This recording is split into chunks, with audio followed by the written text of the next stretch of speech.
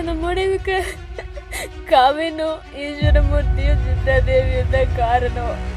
போதும், உடல் ரீதியாகவும் டார்ச்சர் அனுபவிச்சுட்டு மன ரீதியாகவும் டார்ச்சர் அனுபவிச்சுட்டு எனக்கு இது வேண்டாம் இந்த லைஃப். அவங்க அப்பா அம்மா கவின் இவங்க எல்லாருமே பிளான் போட்டு தான் எனக்கு கல்யாணம் பண்ணியிருக்காங்க. அவங்க கொடுக்குற மென்டல் டார்ச்சர் என்னால் தாங்க முடியல. உடல் ரீதியாகவும் என்னால் அவங்க கூட உண்மையாகவே இருக்க முடியல. ரொம்ப டார்ச்சராக இருக்குது டெய்லியும். அதை யார்கிட்ட எப்படி சொல்லி புரிய வைக்கிறதுன்னு தெரியல.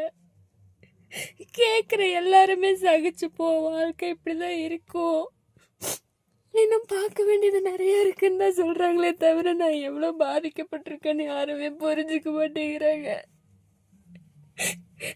நீங்கள் கூட நான் பொய் சொல்கிறேன்னு நினைக்கல. சத்தியமாக நான் எந்த விதத்துலேயும் உங்ககிட்ட பொய் சொல்லப்பா.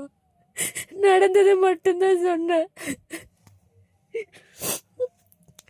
எல்லாருமே நாடகம் ஆடுறாங்க. எனக்கு ஏன் அமைதியாக இருக்கேன், ஏன் இப்படி ஆயிட்டேன்னு எனக்கு தெரியல. உங்களால என்னை ஏற்றுக்கவும் முடியல, ஏற்றுக்க விடவும் முடியல உங்களை. ஆனால் நான் லைஃப் லாங் உங்களுக்கு பாரமாக இருக்க விரும்பலை.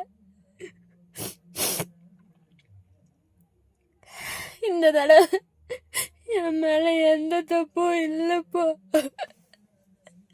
எனக்கு சத்தியமாக இந்த வாழ்க்கை பிடிக்கல. மென்டலி என்னை அசால்ட் பண்ணுறாங்க, ஃபிசிக்கலாக ஈவன் டார்ச்சர் பண்ணுறான்.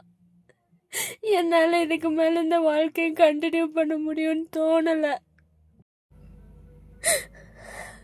போலீஸோ வேற யாராச்சும் வந்து ஏதாவது சொன்னா நீங்கள் யாருக்காக தலைக்குழிய வேண்டாம், இதை போட்டு காமிச்சிருங்க. ஏன்னா அவங்க இதுதான் சாக்குன்னு உங்களை இன்னும் அசிங்கப்படுத்த நினைப்பாங்க. இதை யார் முன்னாடி வேணாலும் போட்டு காமிச்சிருங்க. என்னோட இந்த முடிவுக்கு என்னோட திருமண வாழ்க்கை தான் உண்மையான காரணமே. அவங்களும் அவங்க குடும்பமும் தான் காரணமே. போதும், உடல் ரீதியாகவும் டார்ச்சர் அனுபவிச்சுட்டு மன ரீதியாகவும் டார்ச்சர் அனுபவிச்சுட்டு எனக்கு இது வேண்டாம் இந்த லைஃப். அதெல்லாம் அவங்க மாற மாட்டாங்க. என்னோட இந்த முடிவுக்கு கவினும் ஈஸ்வரமூர்த்தியும் சித்ராதேவியும் தான் காரணம். என் கல்யாண வாழ்க்கையே மோசமா போயிருச்சு. என்ன மன்னிச்சிருங்கப்பா, என்ன மன்னிச்சிருங்கம்மா.